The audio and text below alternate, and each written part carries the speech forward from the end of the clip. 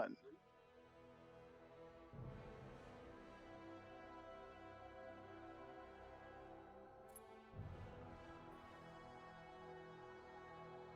And we are here with Titanfall 2 by Sapphire and Pink, so take it away.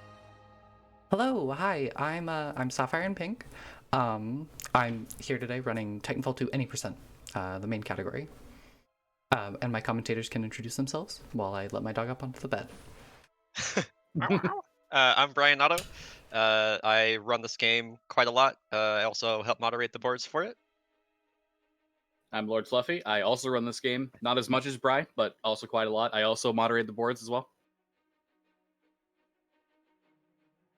Yeah.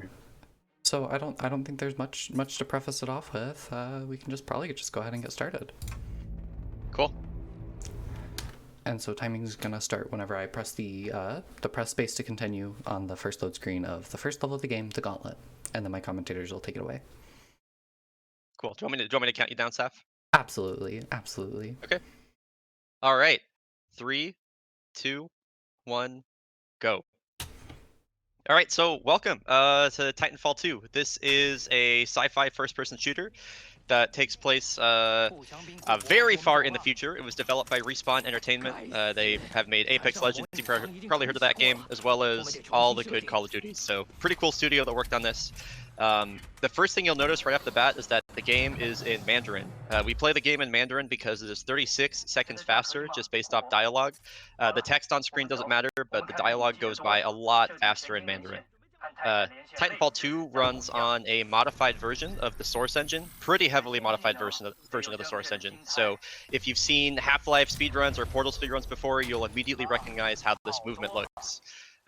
So we have some holdovers from source, like slide hopping and air strafing, and slide hopping is the thing that you're seeing on screen right now. Anytime we meet a certain speed threshold and hold crouch when we hit the ground, if we jump instantly, we'll get right afterward. We'll get like a boost from the initial slide, and then we'll be able to maintain that speed by jumping over and over and over again. There's not going to be any friction while we're in the air, and through air strafing, we'll actually be able to build speed while we're doing this. So this is just a constant kind of like movement ramp up that we're doing over and over. This mission here is essentially just the tutorial. This is taking us through all the mechanics that the game wants to teach us about. We use a little reload skip there to skip an animation, and we grabbed a hidden rocket launcher, or the EPG as it's known, to do a very common tech in speedrunning, which is damage boosting. Damage boosting works a bit different in this level than it does anywhere else in the game, because we're in a simulation right now, so we can't die.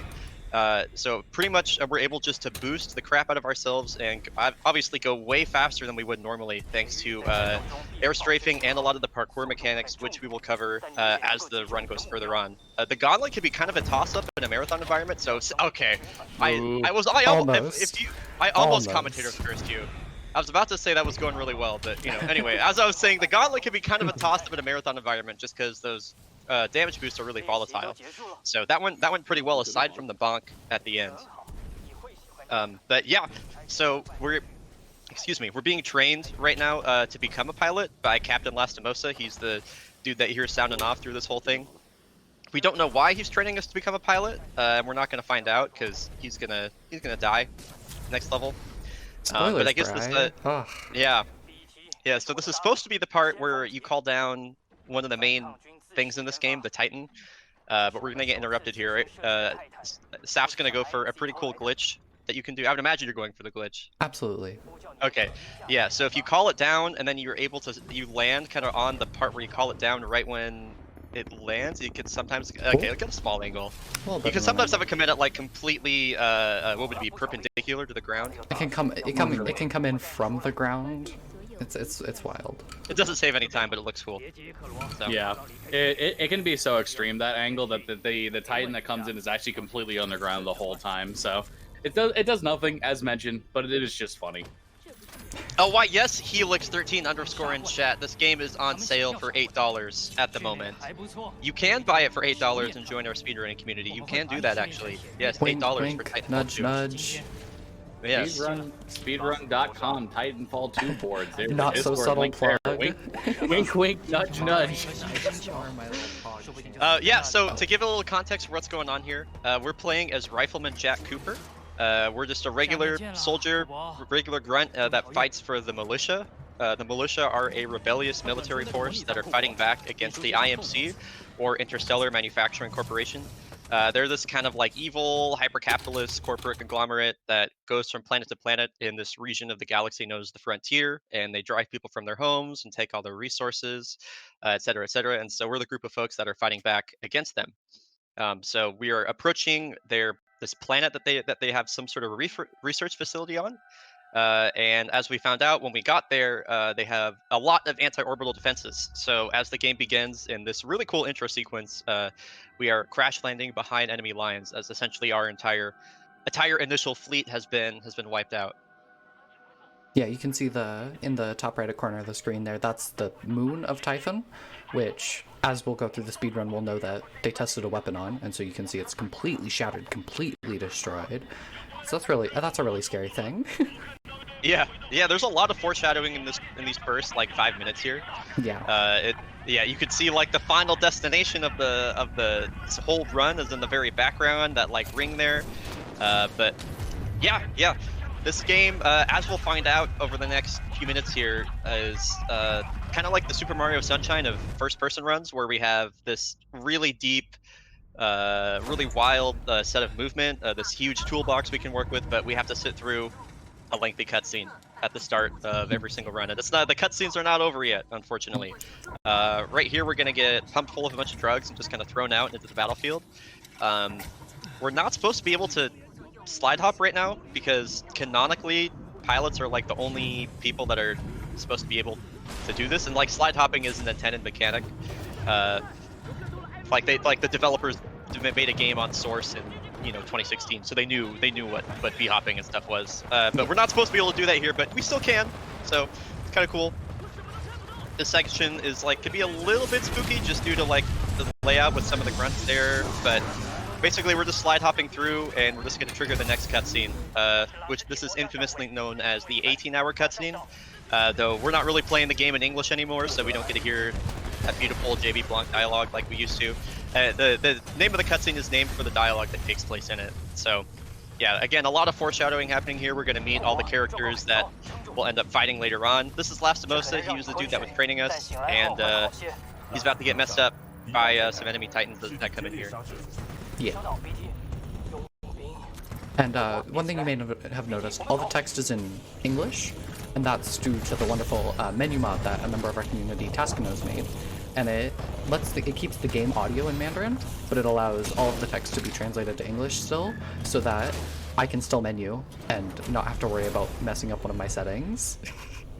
And yeah, that is a leaderboard legal thing too. It's a really nice quality of life mod that we use as speedrunners. It allows for a lot of other cool things too, such as like quick saves enabling, which you can't do normally.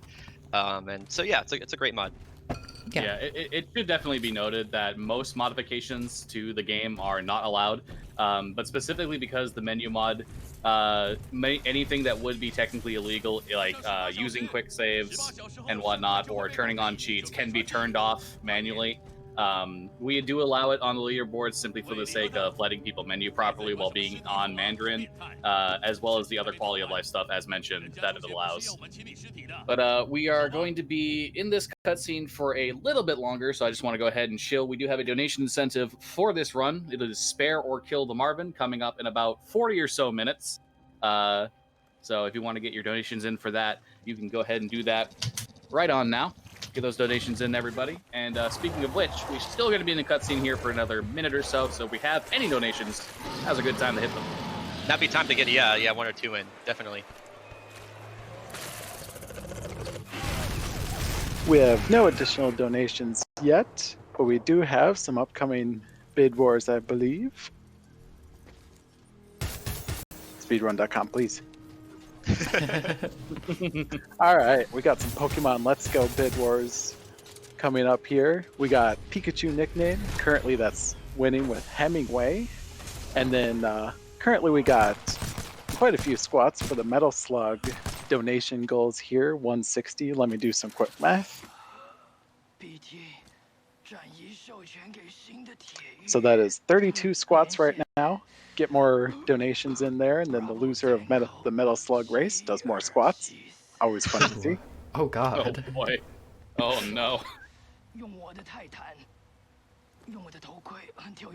And there are no donations yet for the Starmie nickname and Nidoking/Queen nickname for Pokemon Let's Go. So $1 gets you able to pick the nickname right now.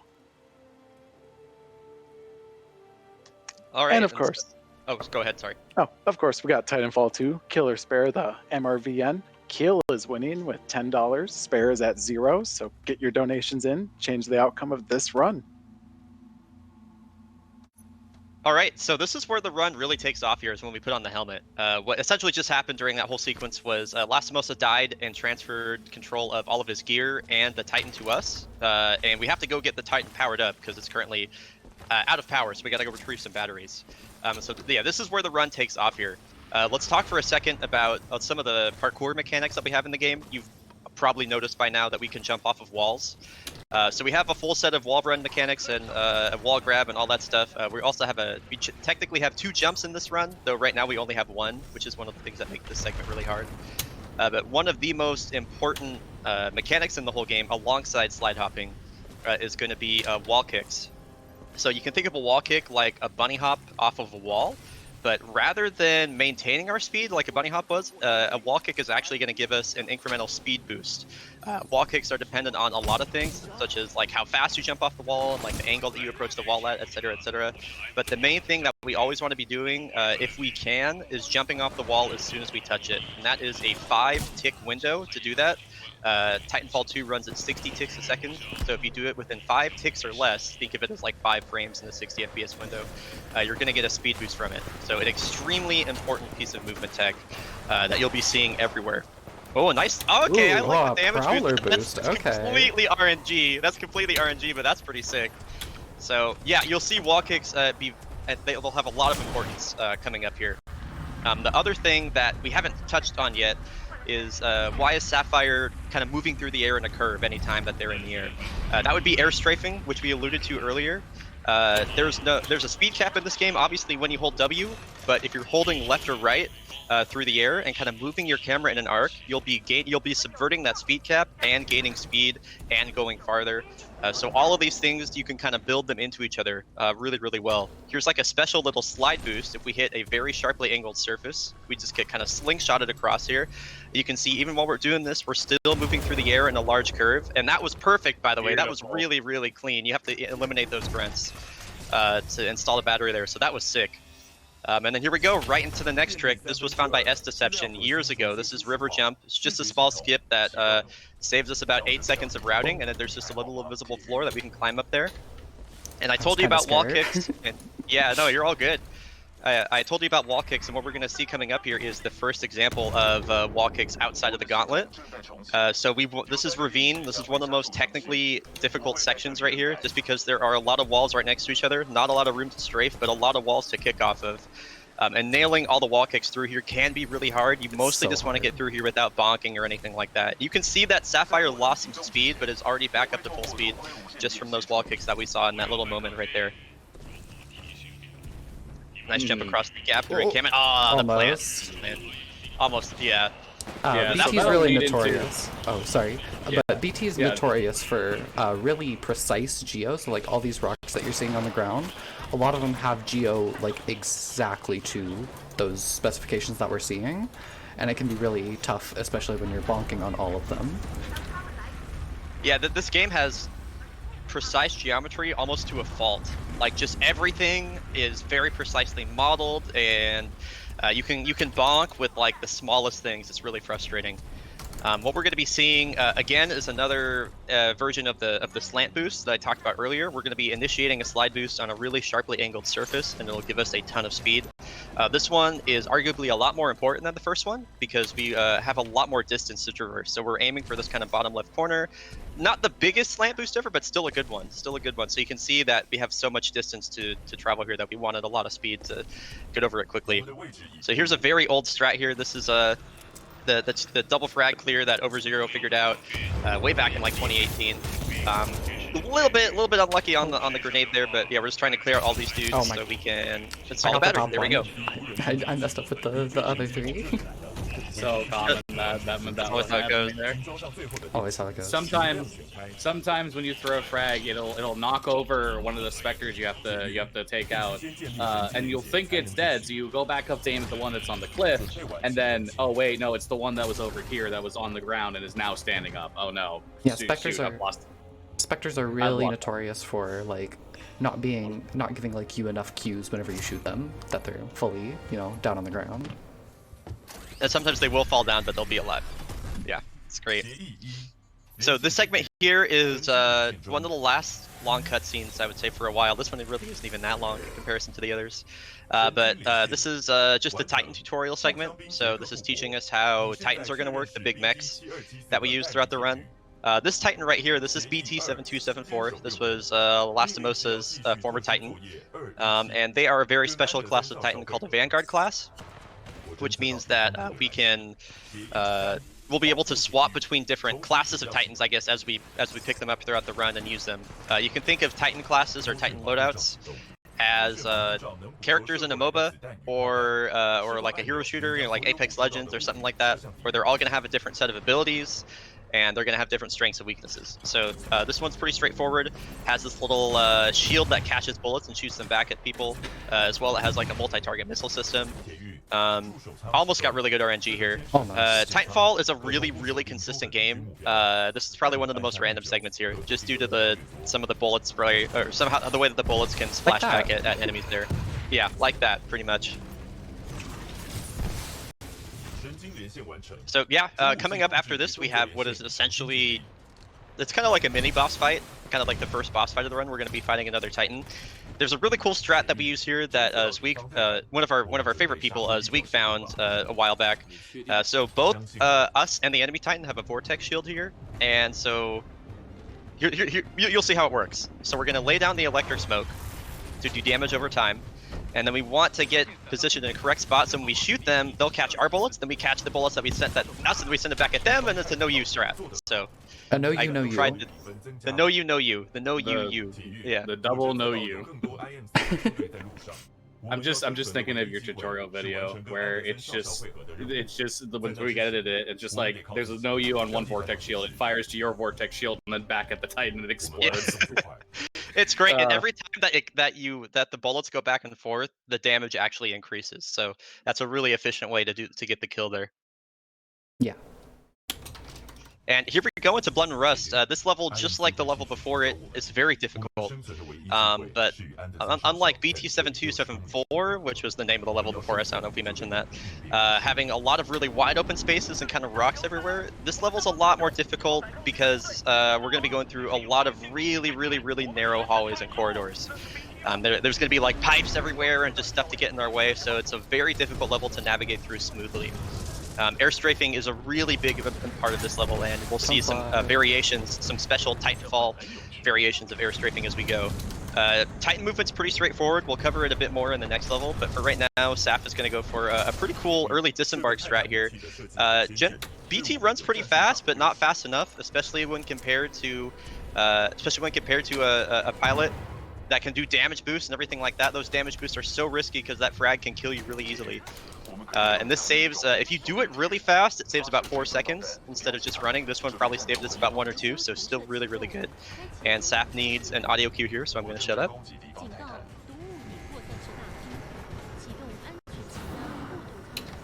All right, and now we're off. So this is kind of where Blood and Rust starts, I think, for a lot of folks, especially from like an IL perspective. This level is also affectionately known as Bonk and Rust, as you can see. There's just a ton of really tight hallways, really skinny doorways you have to fit through, just pretty much crap everywhere that you can run into. And you can see how wall kicks not only maintain our speed, but give us speed back. Really nice through here. And this level in particular, I talked about air strafing before, which is holding left or right as we move through the air and kind of moving our camera in an arc to gain speed. We have a special kind of air strafing in Titanfall 2 that is really only possible in Respawn games, called tap strafing, which is going to be super duper important in this level. So if we're holding left or right in the air, so for strafing, and then we tap W, which is the forward key, we're going to be able to take these like 90-degree turns with almost no speed loss. Relative to if we did it without it. So that is called tap strafing. Anytime you see Saf moving at like a really sharp angle through the air, like that is going to be a tap strafe, and we use it everywhere. You know, we can tap it only once, we can tap it twice. The more times we tap it, the tighter of a turn we're going to get, which is due to something called strafe lurch. I don't want to overload folks with a ton of info right now, so we'll cover strafe lurch a bit later, but you know in essence what tap strafing is. And if you watch Glizzly, you'll be able to see Saf use it pretty much everywhere. That's so annoying. This I'm so is annoyed for you. bullying. The game's bullying me right now. That section there is affectionately, quote unquote, referred to as grunt hallways, and it's probably one of the biggest variants in the level. This game doesn't have a whole lot of RNG. Most of this stuff is just generally speaking in your control, but there are sections in a lot of stages that do have variants due to enemy AI, and sometimes the grunts, they just don't cooperate. They're just pulling you and smacking you all around. But now we're gonna head on into a pretty important skip coming up here called Sludge Skip. So Sapphire is selecting the specific pieces of dialogue here at about the same time every time, and she's going to try and jump here onto this pipe in a specific spot, mantle up, and this will allow her to get past an invisible barrier and embark into BT through a wall you're not normally supposed to be able to pass. This skips an entire fight sequence, which is about 4 or so minutes of time save. It is a huge skip that very often gets undersold because of how often runners are used to doing it, but it is a massive time save. It's a huge skip, and it's probably the oldest skip in the entire game. I started running this game in like January of 2017, which was only 2 months after it came out, and that skip was already super well established. So definitely the oldest one in the book there. Yeah. Oh, best line of Mandarin coming right up. I'm telling you, I'm warning you ahead of time. You ready? There it is. Wow! So good. Wow! Wow! Wow! So here we go with Cane Fight. If you saw at the start of the level, we picked up a different Titan loadout. And this one is going to give us a partial missile lock anytime we shoot an enemy, and we can actually stack those missile locks. So we can use multiple missile locks on one enemy, which is how we had dealt with that first Titan so quickly. We did something there called a swap reload, which I'll get to in a sec. Right now we're just trying to work around the Kane's shield that he has right there that blocks all incoming damage and kill him as efficiently as possible. Good Cane Fight. And yeah, I mentioned the swap reload. With certain Titans, it is faster to bring up the Titan loadout menu, swap to another Titan loadout, and then swap back to the one you're using. Because anytime you do a loadout swap, it's refilling your ammunition. So that's faster than waiting for the full reload animation by about 3/4 of a second. And so that's essentially Blood and Rust. One of my favorite levels in the game, personally. Yeah, Mandarin's gonna save us more time here as we wait through this little dialogue sequence. Pretty much for any of the cutscenes where there's like a set animation going, it's not gonna save us any time. But anytime there's long, drawn-out dialogue sequences like this, it's saving us time. Again, Mandarin saves us. Sorry. Unless it's affecting cause 2. Unless that, yeah. To put in perspective how important it is, Mandarin, again, saves 36 seconds over the course of the run. You know, people that run Super Mario 64 120 star, they'll put it in Japanese to save, I think it's like 2 or 3 seconds, something like that. So that really puts in perspective how massive of a time save switching languages is. And yeah, here we go into the Abyss Chapter 1. This level is largely based around Titan movement. And Titan movement in Titanfall 2 is pretty straightforward. If you look in the bottom middle of the screen, we have a little Titan dash meter that's going to be recharging. Titans can't jump, but they can dash. And so if we jump off ledges, or dash off ledges, I should say, obviously there isn't any friction in the air, so we keep that speed maintained for longer. We're going to be holding crouch anytime we dash off a ledge, just because it retracts our legs, so we're in the air for longer. And we also, if we can, want to time a dash to be when we go around a corner, because BT's pretty heavy and they tend to kind of throw their weight around a corner, so an instant dash counteracts that. This level's pretty simple, again, just a lot of run dash, run dash, run dash, but there is a very important trick that comes up kind of toward around the second third of it. That'll be coming up here called wall boost. So if you notice, we're kind of in the middle of a big assembly line here, and unlike the level that follows this, in this level, all the walls and moving parts and everything are tied to our location. So if we hold on to 2 dashes and then dash at 2 very precise times, we can kind of jump ahead of the cycle, and then we'll be pushed by a wall right here. Aw, just a little bit late. No. just a little bit late. And I mean, that's like only the second worst thing that can happen. You can die there and I lose like coulda 30 died. seconds. Yeah, so that's really not too big of a deal at all. It's just that saves about 9 seconds, so it's not like a monumental time loss. You can see just how precise the timing is. Taking the boost there. We picked up another Titan loadout called Scorch, which does just a massive amount of AoE and burst damage. It's going to be one of the main Titans we're using for any sort of combat sequence here. And we are already at the end of the level. This one's pretty short and sweet. We're going to pick up another Titan loadout called Brute, which is extremely important. We'll see more of that later. And we just have to go hit a couple buttons, basically, to advance the mission here. So BT's going to get grabbed by one of the crane arms, and we're going to have to advance through the next segment without him. There's a fun little piece of speed tech here where, wow, okay. I am on easy, I promise. Yeah, this last button right here, once you press it, it removes the kill floor that's normally at the bottom. So by going all the way down here, we'll actually hit the end level trigger faster by about 2 seconds. And that is Into the Abyss 1. So we're coming up now into the Abyss 2, and you'll notice at the start of this level, we're gonna get all this speed off of momentum conservation off a platform, and you see Sapphire is going insanely fast right now. It's like you bounce off this wall, you carry the speed. You bounce off that wall, carry the speed. You get around this corner, bounce off. None of this matters. Absolutely none of this movement that Sapphire is doing here matters in any way, shape, or form. Because that was the best I've ever done it too. Yeah, unfortunately, Into the Abyss 2 is what we hate to call an auto-scroller. Yeah, it's really unfortunate too, because this level's a really fun movement playground, and it's also like 6 minutes long. So there's some speed tech that we have at the very end of the level, but pretty much everything else before that is essentially just a waiting game. Unlike the previous level, these are all on a global cycle, these platforms right here. So we're going to get to the furthest point that we can, and then just wait for the platform and go from there. It's interesting because this level and the one that follows it are the only 2 levels in the game where the end level trigger is present as soon as the level starts. Ooh, Saf's going for a... Oh, okay. Saf was going for a swag. He's going for a swag strat. Yeah, that's a pure swag strat if you're able to make that. There. Yeah, it's interesting because this level, the end level trigger is present as soon as the level gets in. And we have, theoretically, all the pieces of the puzzle to reach where the end level trigger is. It's like you have to get out of bounds once and then out of bounds again.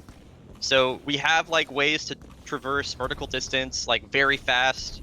We have a consistent way to get out of bounds, and we have a way to just kind of clip through walls at any time. But that last piece is the one that we can't seem to reproduce on a consistent basis. So that's kind of like the holy grail of this game would be like an Abyss 2 skip, because this level just kind of butts in like pretty much at the middle of the early game, and it's 6 minutes long, and you're waiting around so much that it's probably one of the most hated levels in the run. So finding a skip for this would be, I mean, probably the biggest thing that's ever happened for this game, to be honest. So maybe next to Super Fastball. But I think we were considering like getting a bounty for this, right? So finding the Abyss. Yeah, we want to set up a bounty for this. Have all the runners like pool money together and make like a Reddit post on our speedrun or something like that. Yeah. Find the Abyss 2 skip. Find the Abyss 2 skip. Yeah. Anyway, so what we're doing here, this is just kind of a fun game. I think that everybody plays at this point. So while we're waiting for the platform to catch up to us. These 2 robots right here, we can hack them, and we can make one of them fight for us, but not hack the other one. Ooh, he's scared. So we just make them fight. It's called Red versus Blue. Place your bets in chat. Okay. Oh, Red really moved up. Oh, Red really moved up. Yeah, they're really like getting some shots on each other. It's a slobber knocker. Blue's taunting.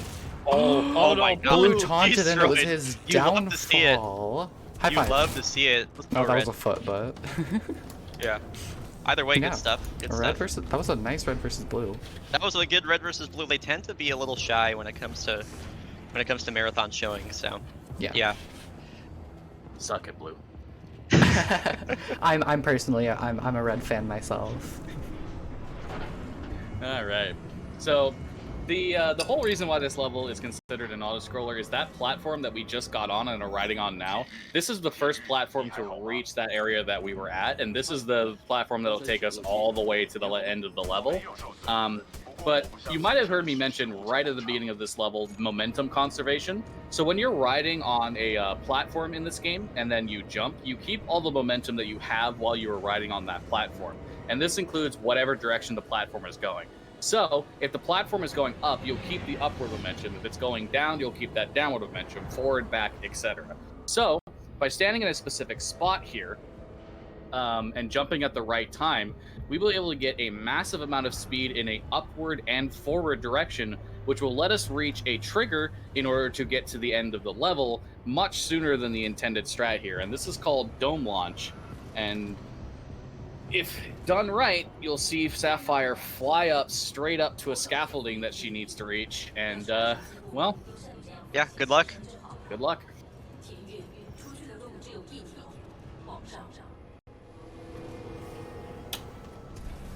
Oh, I think you get the backup for sure. Oh, I can definitely get the backup, yeah. Okay, there we go. So yeah, you can see, that was a and you little can scary. see just how much height you get from that. Yeah, that was that right there means that they went a little bit early, just the slightest bit early, but we still got. Yeah. That was still better than doing the climb, and it was still faster, which is what matters.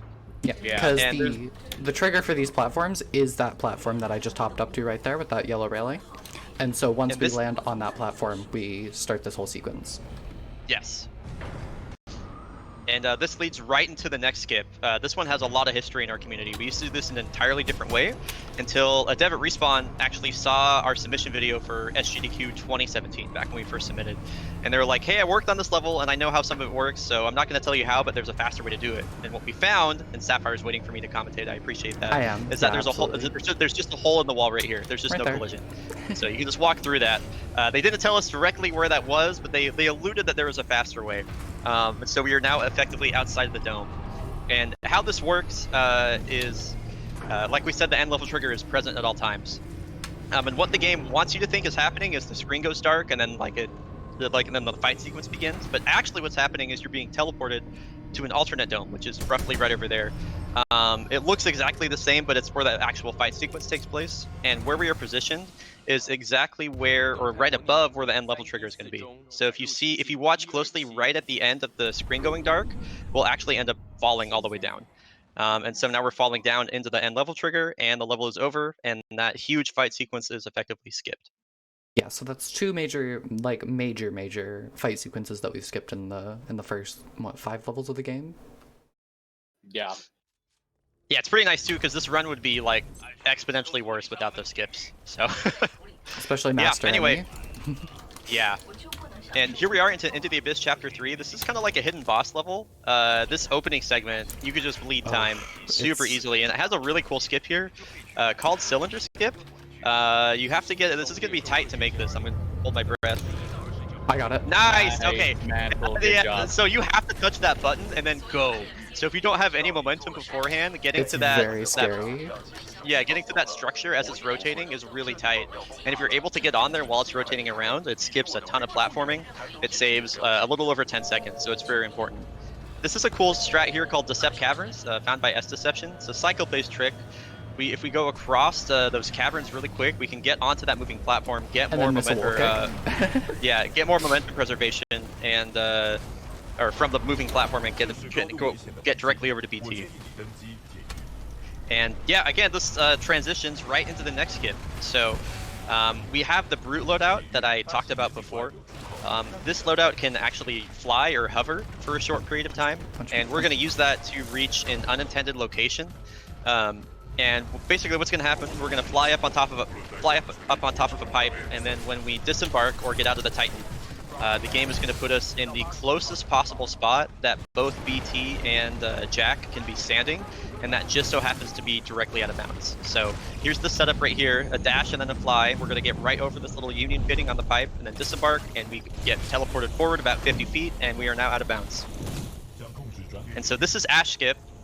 It's a little unintuitive, but the name means that we skip Ash. We skip the Ash fight, Ash Skip. And so what we're doing, nice hoverless. That's not easy. What we're doing right now is we're walking across this razor's edge, going around the fight that would trigger the Ash cutscene. You can trigger the cutscene and still do the skip, but you lose time obviously because you're watching a cutscene. We're gonna do another kind of scary dash over an invisible floor, and then do another disembark flip straight through a wall. And just like Abyss 2, Abyss 3 has the end level trigger loaded in at all times. There's no other prerequisites other than like stand at the end location. So we can skip the Ash fight and the level is over.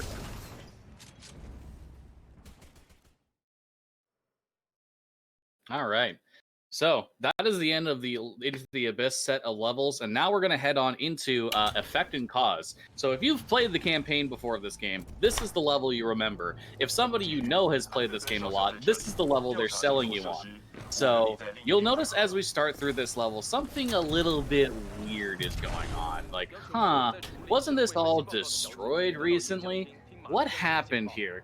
So the gimmick of this level is time swapping, and this will come into play more so in Effect and Cause 2, but it basically makes the platforming and the movement through this level at an incredible amount of fun by taking into account time swapping in the process. And this level is actually so popular and so famous, it has its entire own Wikipedia article about it. Not just the whole game, no, specifically these set of levels. Oh, this is zooming, by the way. That's a super nice damage boost because you can see how much distance we have to cover with this.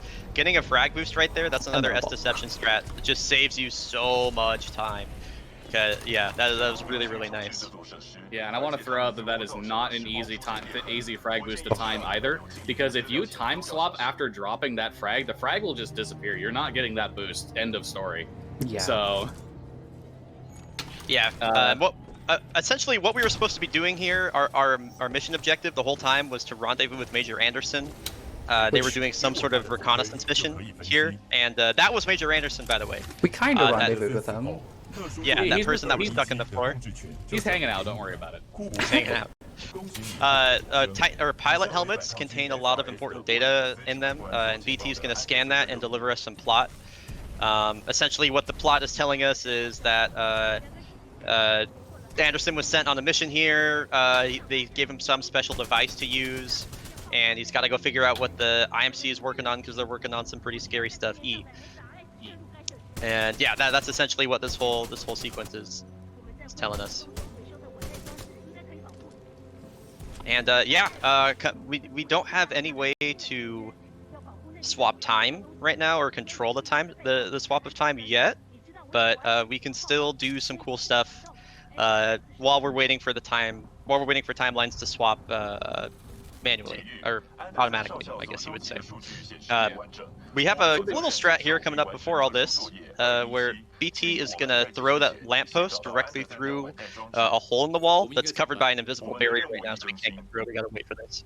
So BT's gonna throw the lamp through there, and there's gonna be a zip line that appears. And instead of being all the way down at the very bottom, we can just jump and time the jump so that we are in the exact spot that the zip line hitbox is, right when it appears for the first time. So it saves about 2 seconds.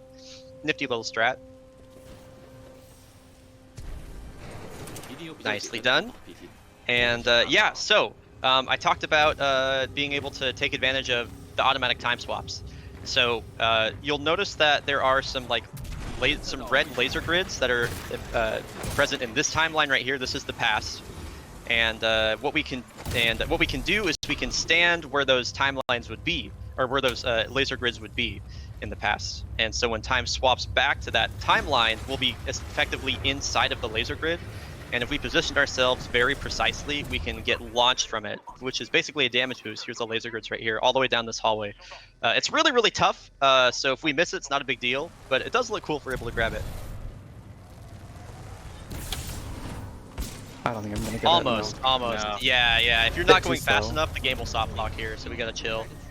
Yeah, so you saw it rapidly swap time there. If you're not going fast enough, as mentioned, what'll end up happening is you'll end up in between the broken section of that bridge there, and you'll just fall out. You can go back around technically and get through there normally, but it loses a whole bunch of time. So it's just generally better if you don't have enough speed to stopping dead in your tracks, wait for the transition, and then keep going. But now that we're done with that, we are into Effect and Cause 2, and this is where everything gets interesting. This is the level. Yeah, this one's really cool. I always remember the feeling I had the first time I completed this level. I was like, oh my god, I need to tell somebody about this. So it's really cool. It's really interesting because this mission is pretty straightforward from a speedrun perspective. So I won't talk too much about a lot of the tech going on here. This is just clean movement, using the proper timelines to get around. This game came out at the same year as Dishonored 2, which also had a mechanic that was not exactly the same, but really similar to this, where you were taking advantage of multiple timelines and swapping back and forth. They're both executed in their own interesting ways, but I'm personally partial to the Titanfall one, just because it's so smooth. It's really, really clean. But yeah, this mission, a little fun fact about it, this is the only mission that is faster in English. Not just faster than Mandarin, but faster than any other language. For some strange reason, after Anderson gets through all this dialogue here, which will transpire faster than it does in English, there's a really, really long delay before the next door will actually open. And so that makes English about 2 seconds faster than any other language for this level specifically. So yeah, if this level ended up being net neutral, like it was the same amount of speed in English and Mandarin, we'd actually save 38 seconds, but because this level is 2 seconds faster in English, it only ends up being about 36. Yeah. Oh, I got a couple guys in here. This is a really popular IL as well. One of the more popular ILs to run, I would say, period. Which I think, considering that there is these 2 long dialogue sequences that are stuck in the middle of it, really speaks to how fun this level is to play. I'm going to be quiet for an audio cue here.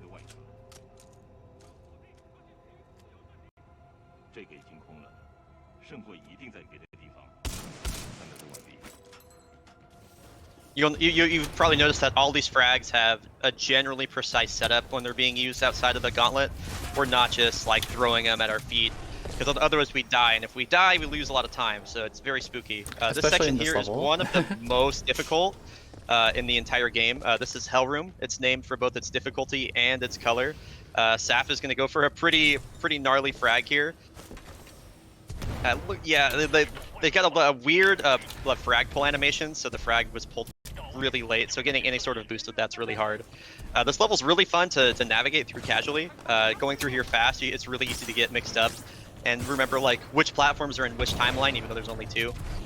We're going for another really cool trick that just got discovered recently called Snuggle Slide here, where we're able to hit that and then get— oh no, you had it! I thought I had it too. It even launched me backwards. I think I jumped too early. I think you had to slide there for just a little bit longer. Yeah, essentially, if that worked properly, when we slid on that bridge as it was extending, we would have actually got catapulted in the opposite direction that it was moving really quickly. So it was a good try. It was a really good try. This is— Sorry, go ahead. Oh, yeah, go for it. Yeah, I was gonna say there's some weirdness with like as well with momentum stuff, where like if you land on something that's moving, it'll give you momentum in the direction that you're going to compensate, so you don't just immediately grind to a halt. And that's what causes the weird interaction there with Snuggle Slide. But unfortunately, as I saw, like they just didn't quite land on it for long enough and didn't get the speed. So unfortunate. But we're now into Effect and Cause 3. This is the shortest level in the game. Usually this is meant to be like the part where you time swap with your Titan, BT, do a whole bunch of fighting in different timelines. In actuality, you can just come here and stab this thing with your knife that hacks things. Don't worry about it. It makes sense. We activated a glitch here called— I got stuck. Oops. So Sapphire did a really cool glitch here called Time Stop. It takes a little bit to explain how this works. But effectively, are you really going for RTO right now? Are you actually— Absolutely, I am. Okay. All right. Oh so this definitely isn't faster, but it's just a cool example of how this level works or can work. So it takes a little bit to explain how this works. So how they programmed this for the time swaps to work is there's actually 2 levels. There's the past and the present. And the past is way up high, and the present is way down low. And so what we did is we initiated an animation at the same time as initiating a time swap, which kind of kept us in one timeline, but still swapped time. So the game had us basically in the wrong timeline. So when we swap time— Did I actually just do that? Okay, all right. So when we swap time, we get put up to the— oh man, okay, whatever. I'm not even letting you get commentary. I guess. So by the way, what Sapphire just did there is a trick known as Sludge Skip. It is a trick that saves 2 seconds and loses 17 if you fail it, and is very difficult. We basically don't go for it in full game runs, and Sapphire just first tried it in a marathon. So I just got shown up, just completely shown up here. Before this, I was just like, I'll only go for it like once or twice. If it doesn't really pan out, it's not that big. Then just Just first try. Who cares? I'm the Casual best first try. gamer in the world. So what this level, what happened here plot-wise in the mission is, what we found out is that the IMC were working on some sort of super weapon that folds space and time using technology that they found but did not create. And then they used the power source, which is what that thing that we just scanned, to power it, which is called the fold weapon. And they tested it out on the moon and then blew up the moon and then also backfired, which is why everything is all messed up there. So now we got to go alert the militia fleet that they're trying to destroy the militia home planet of Harmony. So now we're going to this big giant satellite dish to go alert them, and now you're all caught up. That's Okay, everything. thank you for the synopsis, Bray. Yes, you're welcome. And now, by the way, if you want to donate to kill or spare the Marvin, the donation is going to get cut off at the end of this level. This level is about 2 minutes long. So if you want to get any final donations in to kill or spare, now is the time to do it. What's happening here in this level, this is the beacon. This is the last of the missions that are split up into 3 chapters. This mission is a monster. Not this one in particular, but the one as a whole. This mission's not that interesting aside from a dialogue skip that we're going to be doing here. This was found by Tron Javolta way back in 2017. So essentially, we're going to go complete all the tasks that we would have to complete in this level before the game kind of does like the first check for them. So we have to go down here, help out the militia that are trapped inside this hub room, and then get back to BT. And basically, all that's going to be done by the time BT talks to us for the first time, and it's just going to skip like 45 seconds of dialogue that would be present here otherwise. Yeah, right there. So that's the dialogue skip, threat neutralized, you're all done, even though the level just started. And yeah, we're going to pick up a really important Titan loadout called Ronin. And from there, we're just kind of, we're just chilling, basically. So I would say, yeah, if we have any donations to read, we do have about like 30 seconds or so here for some. Yeah, of course. We do have a couple. We have $7 from Sanaka, who says, happy to see Sapphire representing the Titanfall speedrunning community for this event. Good luck getting KRS first try and end the MRVN's misery. Thanks, Sanaka. Sanaka is one of the... Sanaka runs our community Minecraft server. I love Sanaka. And they're another fellow runner. I love them. Yeah, definitely going for kill room skip. Definitely. Smile. I love how that put you on the spot too. I was like, wait, Sap isn't going for that. Like, wait a minute, weren't they not going for kill room skip? Okay. Oh no. Kill room skip is a skip that comes up in the next level. It saves around 13 seconds if you hit it first try, but hitting it first try is no small task. So I don't think Sap is going for it. I'm not planning on it, no. Yeah, no worries. Real quick, I do want to mention, in the Beacon 1, we mentioned how the dialogue skip happens. If you go fast enough, it is actually possible to go too fast and crash the game. It does only crash to menu, so you don't lose a whole lot of time if you get a good checkpoint, but generally speaking, there's a certain amount of speed of fast you want to go there. But with that said, we're going to head into the Beacon 2 now, and... actually, if we do want to cut off the kill or spare the Marvin incentive right now, because that happens during this level. Yes. So this is the Beacon Chapter 2. This is the most... Are you gonna start it? Yeah, I was gonna wait for the cutoff, but yeah. Oh, sorry. Yeah, Bid War is closed and kill won $42 to $0. Hey, nobody, wow. Hey. Nobody wanted to spare. Good call, everybody. So that is a good call. Yeah, that was a really, really, really good call. I think we just have a bunch of Titanfall speedrunners that are watching, and if we got it 42 to 0, so that's pretty sick. Anyway, yeah, so the Beacon Chapter 2, this is like probably the most storied IL in our community. It's recently got destroyed by a Swedish runner by the name of Reginelds, who's also, fun fact, kind of like the reason we have tab strafing, so that's pretty cool.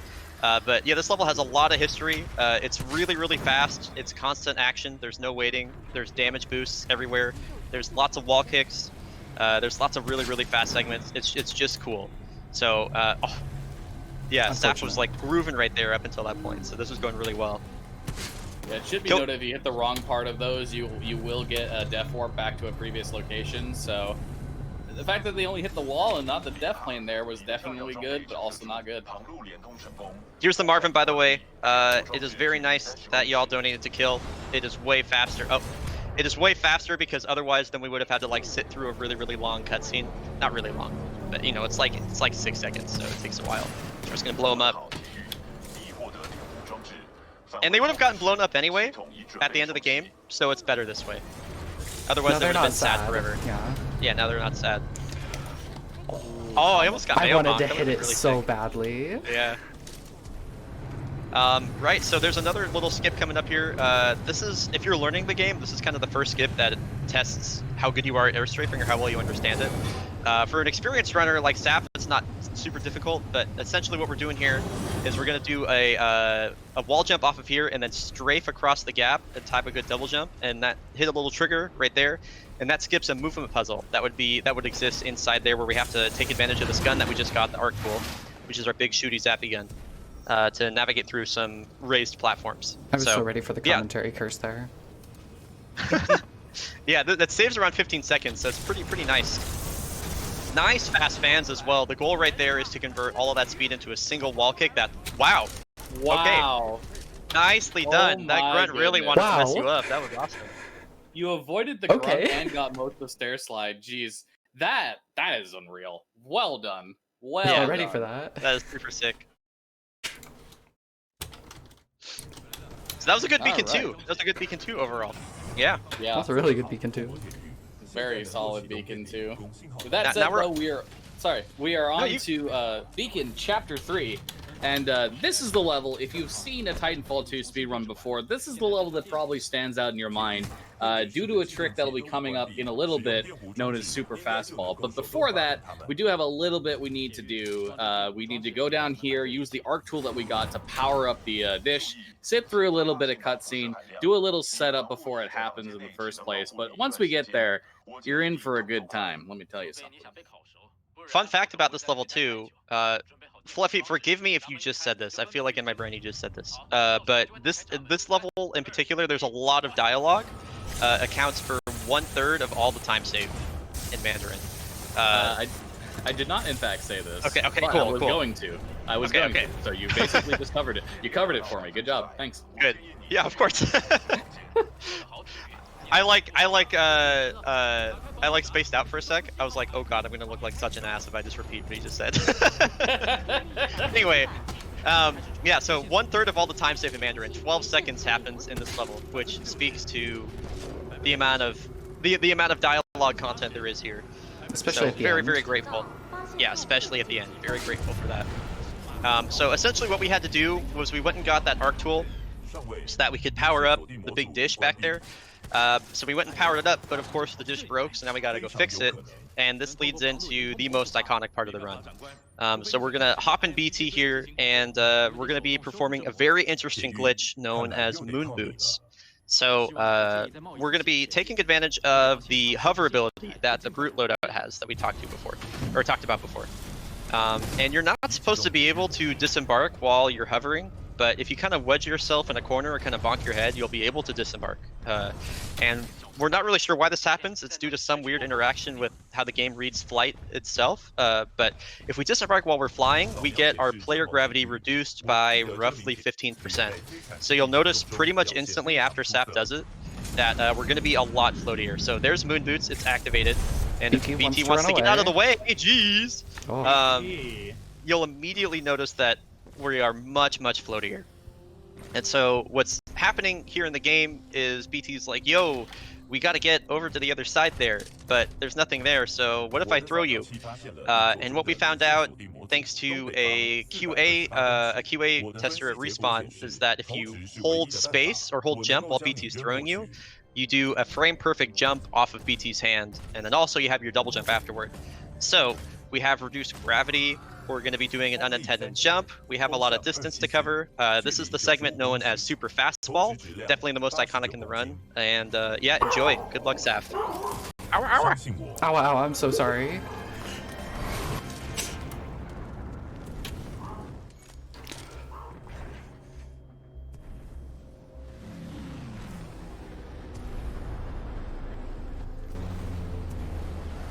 I can't believe. Oh, okay. I was gonna say. One missed wall kick can really mess you up, just because, like, if I had been able to keep that speed, I would have been able to literally fly all the way through here at, like, it's what, 100 or so kilometers per hour? Yeah, it's around 110 kilometers an hour. Yeah, that was still really good though. That was still really, really good. That was We have to about back up. like 80.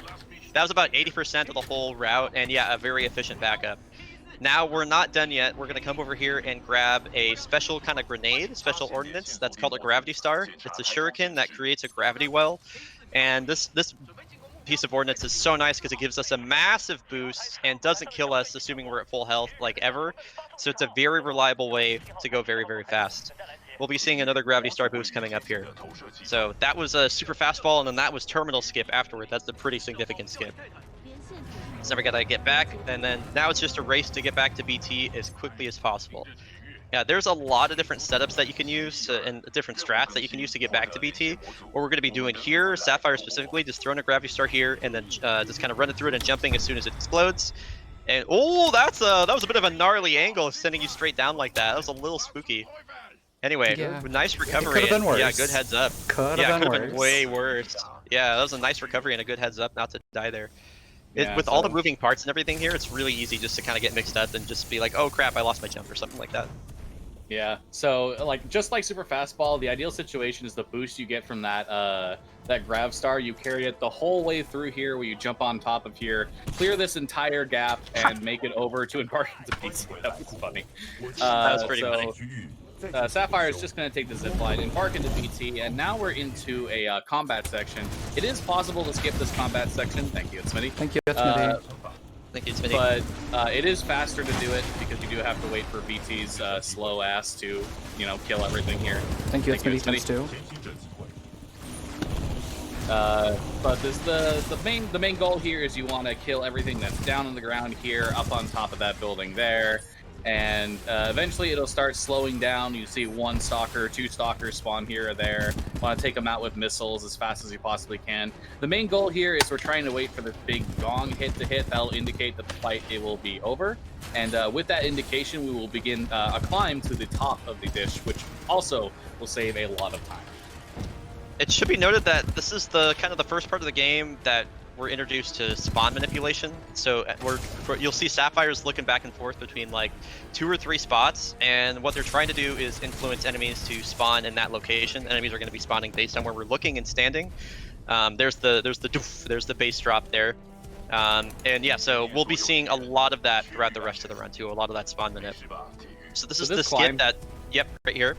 This is the one that Fluffy was just talking about. For a lot of runners, I think we don't really think about it anymore, but this saves like 45 seconds. It saves another like fastball moment, and also an extensive amount of platforming. So yeah, dish climb, very, very efficient skip. And now we have successfully installed the new module back in the dish, so everything's fixed.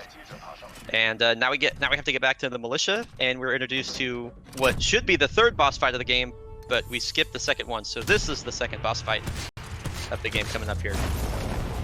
And we're totally not about to break Cooper's back in half. Ouchie. Yeah. A very iconic moment for the campaign that sticks out in people's minds. BT gives you the thumbs up.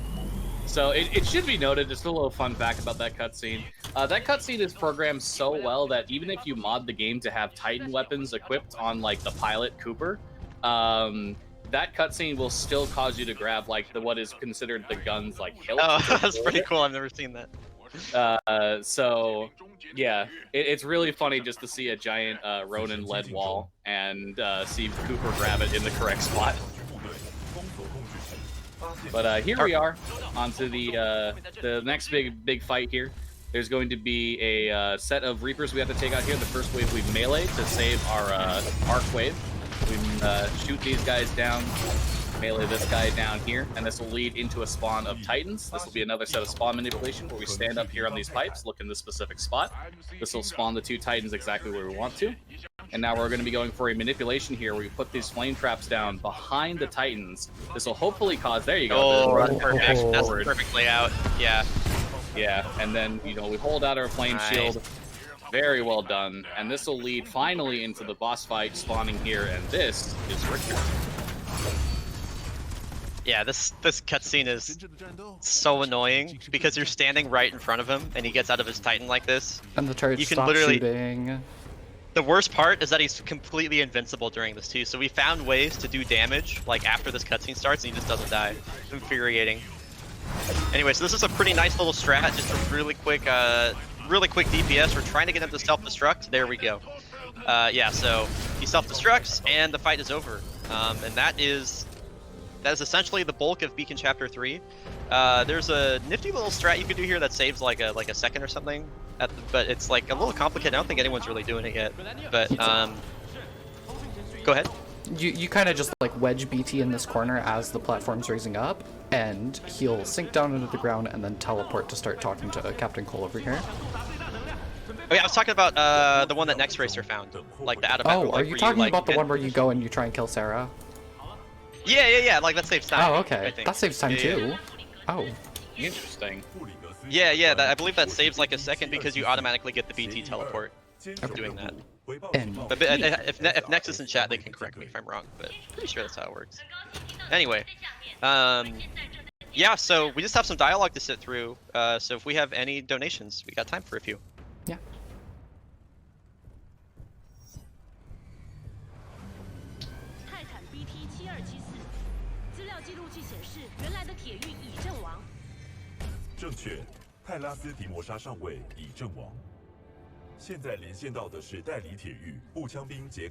Saves like a second over the corner teleport, if I recall correctly, Forte says. So, cool, there we go. Thanks, Forte.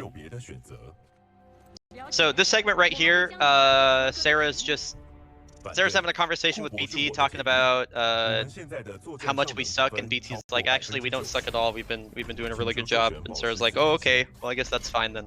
That pretty much sums it up. We exceed 90%. Yeah. See, the reason why Sarah is just like, oh no, I don't need another pilot outranking me on the gauntlet. Sarah is one of the lowest ranked people on the gauntlet leaderboard that's like in the game. So we often make fun of her because we feel like she just got grandfathered into being a pilot as a result. She walked through the gauntlet, if I'm remembering correctly. Yeah, if you watch her ghost, yeah, it's awful. All right. So now we're heading on into a very unique stage in terms of Titanfall speedrunning. This is Trial by Fire. Now, most of the stages in this game have been at least some combination of completely pilot movement or pilot movement and then Titan movement / combat. This is the stage that is unique in the sense that it's the only stage where it is basically entirely Titan movement and combat the entire way through. So we're going to start off this level by stand by for Titanfall. Titanfalling down into a war zone. Now, this level in development was nicknamed D-Day or Titan D-Day. You'll see why very quickly as a result of this. But the first thing we're going to do here is we're going to swap over to Ronin. And Ronin has an ability called Sword Block. This reduces all incoming damage by like 70 or 75%. And as a result of that, it allows us to get through this open field here, which as you can see, we're taking a lot of damage from these turrets. But this wall right here, it doesn't exist. It's just a suggestion. You can walk right through it. But that's going to lead into a combat section. Now, what we're going to want to do here is take out as many of these Titans as fast as possible. The goal is to spawn a second wave of Titans to come down, kill a certain number of them, and listen for a dialogue from Sarah Briggs where she says, "Pilot, you are me." Now, we're Mandarin. We don't actually know. We wouldn't necessarily be able to tell that just from hearing it, but thankfully with the menu mod, we can see the dialogue pop up with the you can tell it. You can tell it just from hearing it too. It's Hide Komalai, I believe. Yes. Yeah. If you listen for it. Definitely very accurate pronunciation that we're all very good at. Yes. Yeah, but the thing that I personally look for is whenever she says it, whenever Sarah does say it, her little profile will pop up on the right side of the screen. So right now. Oh yeah, that's correct too. Yep. So we're just trying to kill enough Titans here. It looks like we still need to kill 1 or 2 more before we can get into the next sequence. So normally, if this was normal, oh, there we go. There it is. So in a normal situation, we would just be like killing as many as we need to get through and then rushing through the level. But unfortunately, this level is kind of a quote-unquote cleverly disguised auto-scroller. Sorry, not auto-scroller, a escort mission rather. Escort mission, yeah. And that is because Sarah, the aforementioned slow pilot, needs to be gotten to a certain point on the level, an elevator at the end of this hallway section. So what we're doing basically is we're trying to kill as many Titans and other enemies in the way so that Sarah doesn't get caught up on them, hopefully. and she'll get to the elevator basically unabated. Is that the word? Pretty sure it's unabated. Anyway, this will be the last thing we have to kill. Sapphire is doing a trick there. Yeah, Sapphire is doing a trick there called Tactic Cancel, where when you do a swap up to another loadout, if you use the tactical, like sword block or vortex shield, you can cancel the animation of bringing out your weapon, allowing you to fire much quicker. And that was very efficiently done. Sarah is a little bit far away, but she's on her backwards. way. Could be so much worse. Could be so much really worse. She could be like all the way back there, back where I killed the first Scorch. Yeah, we've been running this game for like 4 years now, so there have definitely been times where we've had runs where we clear everything like so perfectly and it goes really fast, and then like Sarah is still behind that first wall that we walked through with sword block, so it can be pretty brutal. Anyway, fortunately the escort mission part of the mission is done. Right now it's just a mad dash to the finish. And what the ultimate ability of Ronin is it gives us really quickly recharging dashes, so we can essentially just kind of cheese our way through here. We're gonna stop for a moment. Anytime we're doing damage, we're building up core charge or ultimate charge, and that is gonna allow us to basically just do the same thing again, just kind of a rinse and repeat. What's blocking you? That was weird. It was wreckage. Oh. It was the ion wreckage, I believe, or the tone wreckage right there. Oh, I see. Okay. Anyway, yeah, so we're just kind of dashing and sprinting to the finish. Obviously, no matter how quickly we complete the level, we're always going to be too late for the cutscene. So, which leads us to our next mission. But yeah, this is effectively it for Trial by Fire. In terms of marathon Trial by Fires, could have been a lot worse. Like, definitely could have been bad. So, yeah, I think like overall really well done. Damage boost. Nice. Yeah, nice. You love to see that. It's so rare that happens too. But yeah, so, there's a. Oh, go ahead. I was just gonna say this cutscene will lead into a little bit more walking into the end level trigger at the end here, and that will lead into another long sequence of cutscenes in the next, and not a long sequence, but a long cutscene at the beginning of the next level. So the next level up is the Arc, and it does have a very important trick with the first section of gameplay called Parkour Skip, and this is probably the single biggest variance trick in the game. But you see there what Sapphire did. She started the level and then immediately quit to menu.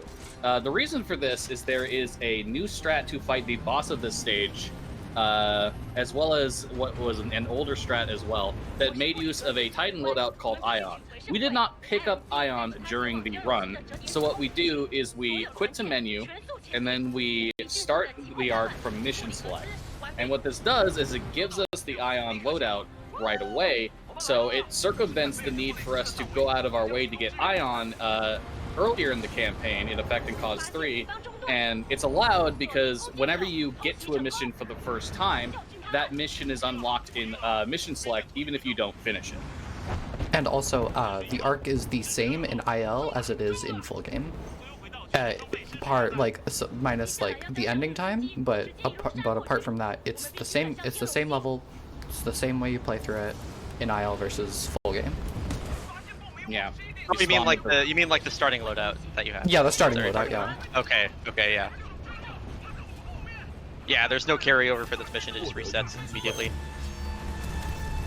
But best boss in the game. Best boss in the game. Big anime villain.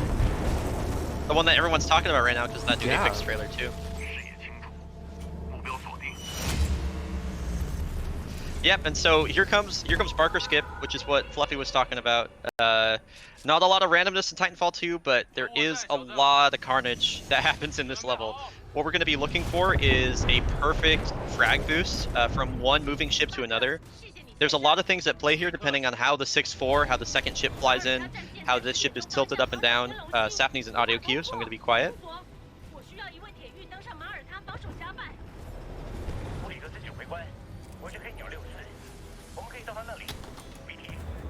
That looks good. Nice. First try Parker. That was really, really good. You could see how good that boost was and how they just barely squeaked on there too. And we're jumping right into another skip. This is 6-4 skip. Instead of waiting for the 6-4 to get in position, we can just jump right off. This is, yeah, Saf is flying right now. This is going perfectly. Yeah. And now we're just waiting for the door to open, and it opened immediately. That was really good. Okay, so wow, one of the most scary and difficult sections of the run. Oh, my heart is beating right now. Yeah, that was sick. This next segment right here, the game tells us to clear out all 3 of the gun batteries that are up here. But ultimately, we only have to clear up the 3rd one, and then everybody else just despawns. So that's really, really convenient. We're going to be, I think Saf tries to snipe the shielded dude with the double take here. Oh, okay, that was pretty spooky. Yeah, nice. I am scared. Okay, I think Don't worry about it. Don't worry about it. Okay. Yeah, one time I got. Oh, Who's alive? who's The guy in alive? the gun's still active. The guy didn't die in the gun. Oh, There we go. there we go. All right. Okay, Yeah, I had that's the line we're very, waiting for. a very unfortunate run the other day where I got those stalkers from the past gun batteries came over here and fully punched me off the side of this platform, That's amazing. and I couldn't get back on. So you know, Yeah, there's a lot of crap that can happen on this level. Just due to every ship is moving on its own, and you know the ships can like cross over with each other. And this level, unlike any other level in the game, has a fall timer, where if you're falling for a certain period of time, the game just auto kills you. And also by doing Parkour Skip, we kind of open up a can of worms, where just a ton of basically we're getting to areas faster than we're supposed to. So like a lot of weird stuff can happen, and we have to like make sure to avoid things in a certain way and stuff. So it's very there's a lot that's going on here. This level has quite the reputation in our community. This segment here, room clear, we are trying to eliminate only the enemies that the 6-4, which is this group of other pilots that are helping us. We're trying to eliminate only the enemies that they won't kill, basically as efficiently the as we ship can. is tilting weirdly. Yeah, and so this is what we're talking about. The ship is tilting, so normally you should just be able to walk up the stairs, but actually the stairs are now a wall as the game reads them. So you lose time to that. That's just an arc example. That's an arc moment right there. Yep, certified arc moment. Yeah, so while we have a second here, I can just run down a list of things that that can happen in this level. The tilts are terrible, and the 6-4 ship comes in wrong, and you can't do Parkour Skip no matter what happens. You can do Parkour Skip successfully, but the fall timer bugs out, and you fall through the ship and die anyway. The fall timer bugs out at any given point. The guys coming off the 6-4 could come off incorrectly and then fly off in the distance and soft block the level. You could you can stagger into a wall and then just get auto killed because you're inside a wall. This section here where you're using your data knife and controlling a stick with it, again, just controlling the ship with it, don't question it, it just does it. It's a really cool data knife thing. Once this is done, you could crash to menu, the fall timer could bug out again, and you could fall and die to your death. There's a very fast boss fight strat called Viperzer that can get you out of bounds and be pushed by an invisible wall that'll kill you. And that's just a list of things that can happen. That's not the exhaustive list. There we That's go. what I'm talking about. This is what I'm talking about. You commentator So cursed anyway. me, Fluffy. Come on. I'm sorry. The timing of that could not have been better. That was just You could just like Wow. hear Fluffy's descent into madness right as I fell. So anyway, heck the arc, as I'm allowed to say at a marathon. Please don't do it. There we it's go. so weird. Okay, so like this happening right here used to be extremely rare. Like it would only happen every once in a while. I don't know if it was like we started doing a strat differently or something or what, but this happens like really commonly now. I don't know if I want to say I'm really swapping my commonly, input order but now, so I'm pressing up a lot more. yeah, I don't know if it's like a way that There we you go. The swap to It's master the works. swap to master. We really need the test if that like actually It doesn't. works. It doesn't. Doesn't? Okay, thank goodness. Yeah, Swap it's to so master. weird. I don't know if like everybody's been doing like a similar pattern by piloting the ship or something, but it's I've gotta noticed- like it's not that. It never happened to me this often, and I ran I this know. game a I lot. personally, I noticed that the ship like veers up still when you're going left or going to the right. And so like I just press right a lot. I don't. Oh my! I missed it. Okay. A little early, yeah. So the strat that Wait. sorry, go ahead.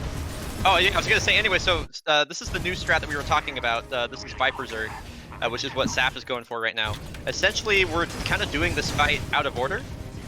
Normally, what you're supposed to do is kill the Scorches and then deal with Viper. But ideally, what we want to do is deal with Viper first.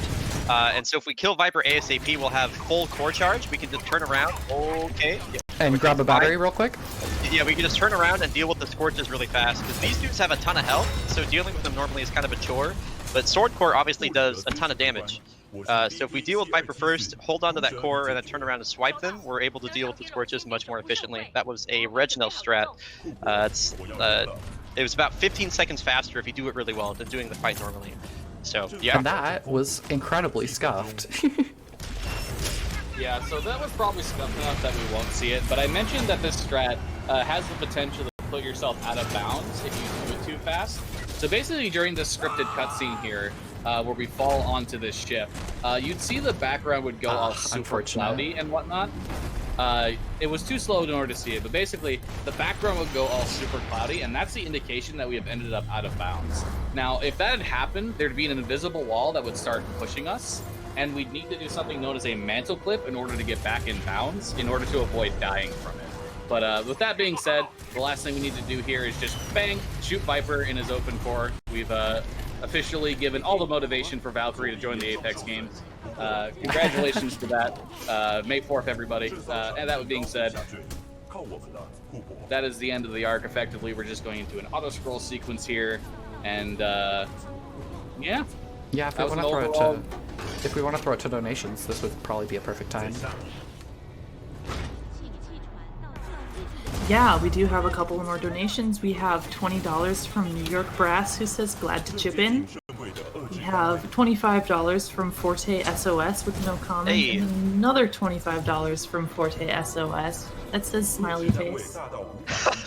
Smiley face. Thank you, Forte. Thanks, Forte. Forte helped us organize the tournament that we had recently, Mach 1 March. He was they were a big help in that, and they run Master, and they've been like killing it like all year. So shout outs to Forte. Yeah, so just for lore purposes here, the arc that we scanned back in Affecting Cause 3, this is the real one here in the proper timeline. Both were the real one. This one's in the proper timeline. The goal here is to grab it and take it away from the IMC. So we're gonna push it into BC's chassis here, and hopefully we get out of here alive. It's not gonna go over well. We're gonna get exploded. And this will lead into a cutscene. Now, notably here, this is something to talk about. Sapphire here is going to select both of these dialogue options here. Dialogue options are actually faster or slower, completely dependent on if they are on a variety of factors. So in some cases, you can completely ignore dialogue options and they won't matter. Or you could press them and they won't matter. Sometimes it's faster to ignore the dialogue options. Other times, like right there, you press one or both of them and it's faster. So it's random which one is which throughout the level. But yeah, here we are in the fold weapon. Final level of the game. Last level of the game. Another one of my personal favorites, actually.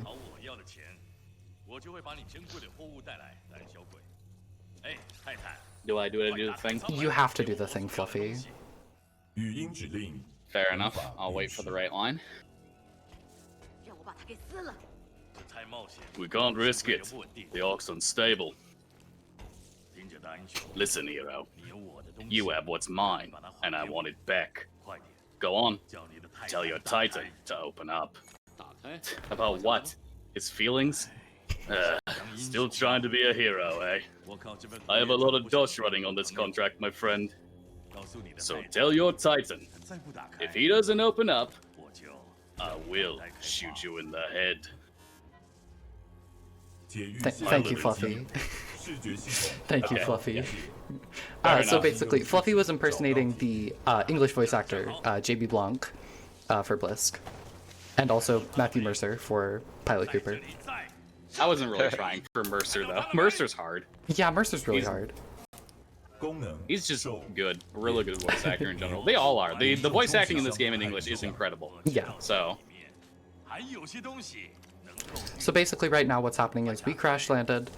Blisk and his mercenaries found us, and BT, and he really wants the Ark because he wants money, you know.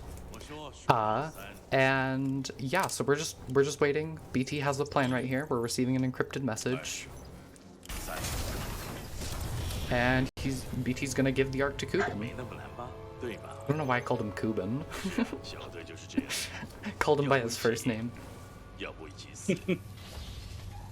But yeah. So if you look at the right side of the screen here, funny little thing. If you look on the right side, you see Blisk running away there, and he's underground. Slips into the ground. So a lot of cutscenes in this game were not actually really thought of with like high FOV in mind. So you can see funny things on the side of the screen that happens at like 110 FOV that you're not normally supposed to.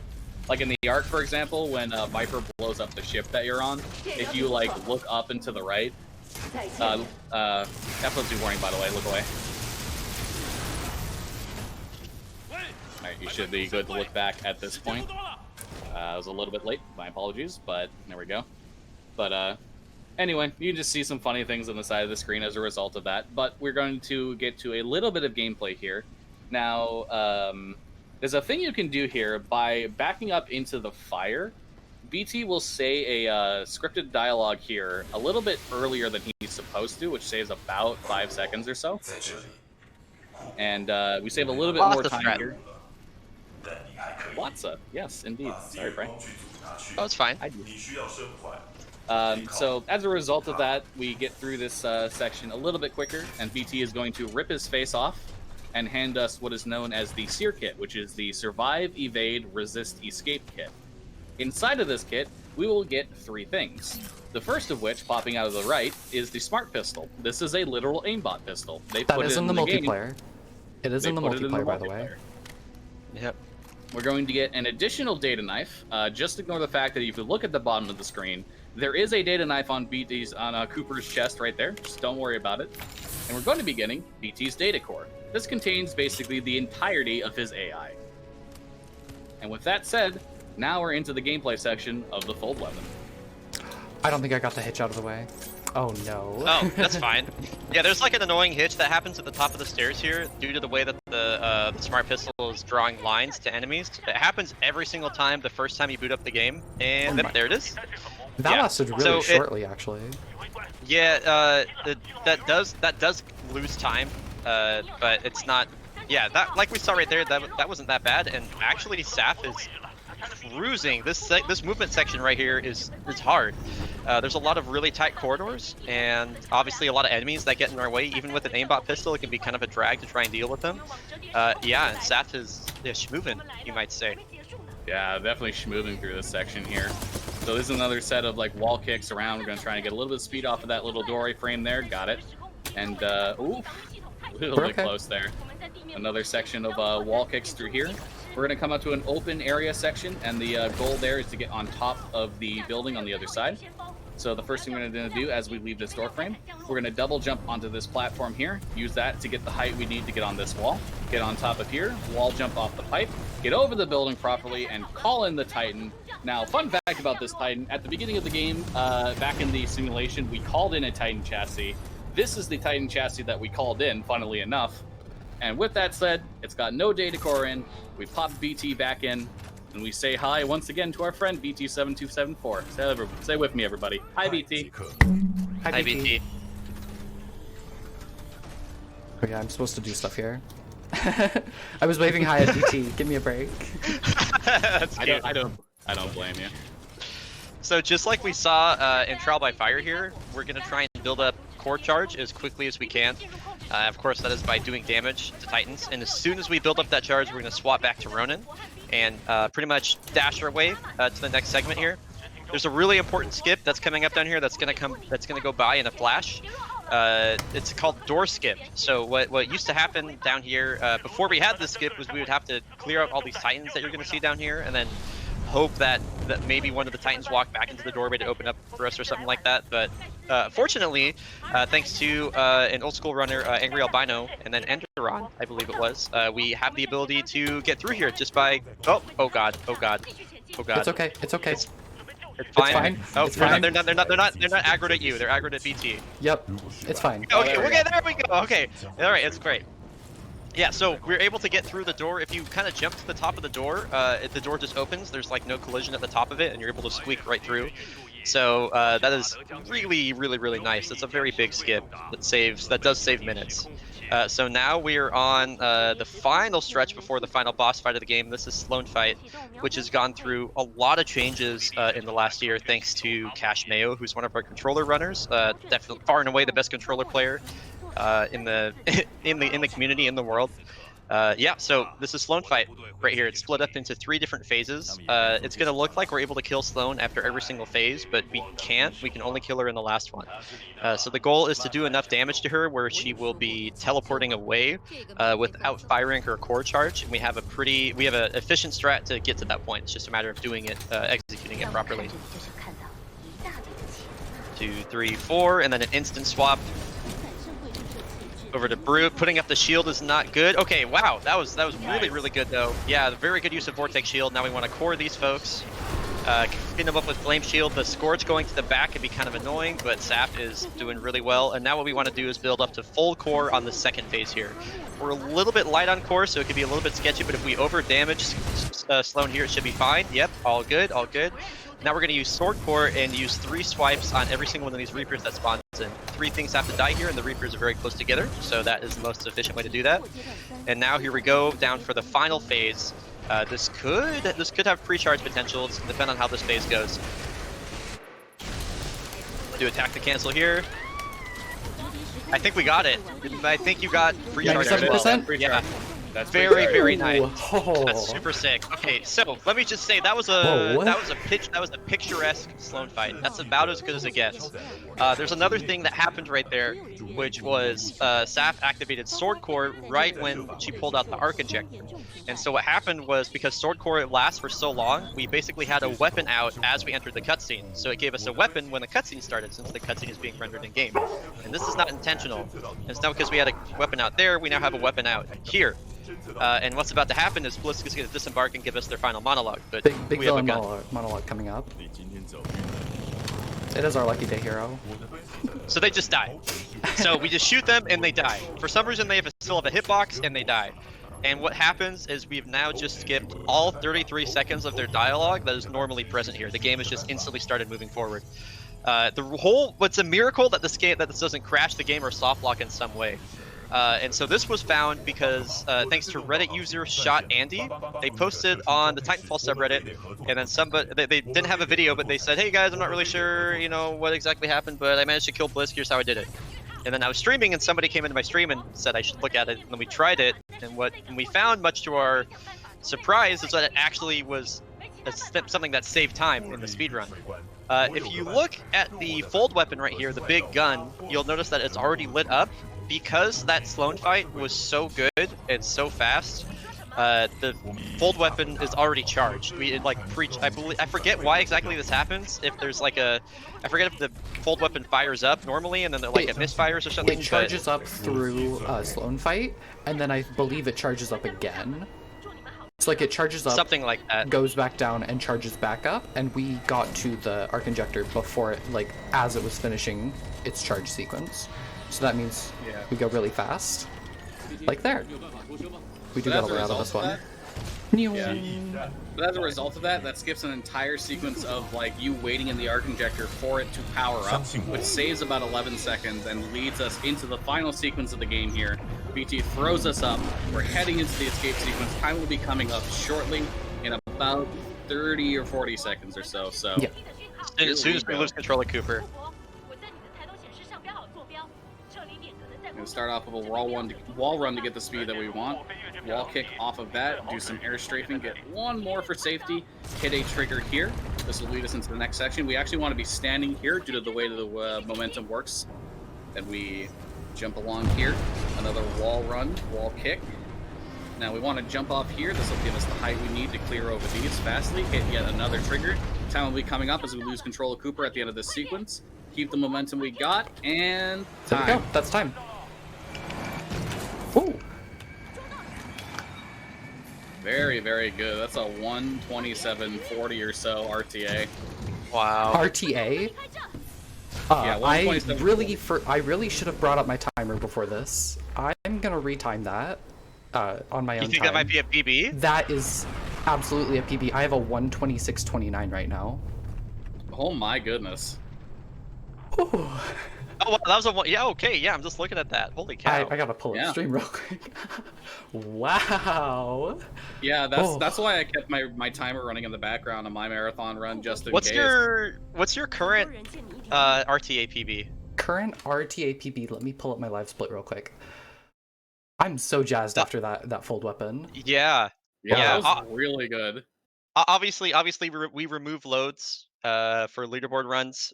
So yeah, I'm curious how SAF's RTA PB compares to this. Okay, 1 second. Live split needed to update or something. Okay. Comparing against real time, my RTA PB was really long apparently, a 1:34:43. He probably has some time sitting around at the load screen or something like that. Yeah. Yeah, that'll happen. Either way, most definitely. Yeah, I'm Whoa. very curious to know what this is going to be once you retime it Wow. without Yeah, loads. I'm gonna I think I might retime it tonight. But yes. Oh yeah. Tron points out in chat back-to-back marathon PBs for Titanfall 2. Fluffy Ooh. just ran this. It was at Calathon, right, Fluffy? Yeah, Califon like a Yeah, week ago. and got a 1:22:48, which was a PB for them. So that's pretty That's- cool. Yeah. I'll let the end like cutscene play out if there's anything else we have to do. But Yeah. yeah. Yeah, that was great. That was a great run. So I just want to. Sorry, I just want to go ahead and say, like, as we mentioned, we timed this game without loads. The reason for that is because we have an auto splitter on the PC version that allows us to completely remove all load times. And if you want to run this game on console, it is completely viable to do so. We have plenty of controller runners and console runners. We have at Smitty and Rainy, just to name two. Rainy is a top 15 runner for this game, runs it on the console version. Doaki, formerly a top 15, still a top 20 runner, runs it on the Xbox version. And if you want to, you're completely able to run this game on console. We will retime your runs for you to have no loads. So if you are interested at all, we have a speedrun Discord. You can go to the speedrun.com page, find Titanfall 2. There's a link to the Discord there. Join the community. We got wonderful tutorials that'll help you out from people like Brian Otto, Sway Louie. You can find links all in the compendium there as well. We're always willing to help you out and answer your questions, help new runners. We love seeing new runners. It is a wonderful community. I basically teared up at the end of my marathon run for reasons I won't go into, because I was so happy to have this community of support behind me, and it's a wonderful place. I can't help but recommend it enough. Yeah, absolutely. Like, I'm gonna just like say thank you to the community as a whole for being so welcoming, being so kind. I really want to thank Brian Otto, one of my commentators, for getting me into speedrunning as a whole. Like, watching their streams, watching their SGDQ runs, like, that's what really got me into speedrunning. That's what like pushed me to be a part of this thing, like this wonderful, wonderful community behind this game.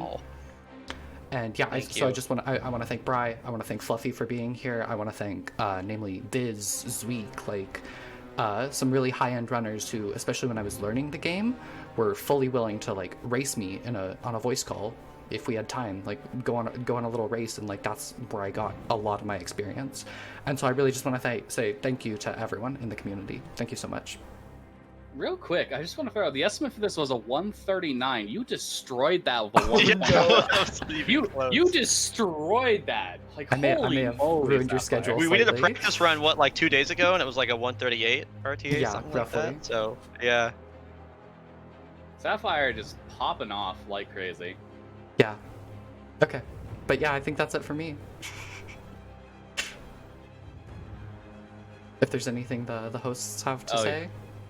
Oh, I want to show real quick. Titanfall 2 is $8 on Steam. Get it right now. Go. That is another thing, yes. Titanfall 2 is on sale right now. It's a great game to play, even if you're not going to speedrun it. It's just an all-around good game. But yeah, that was Titanfall 2 any %.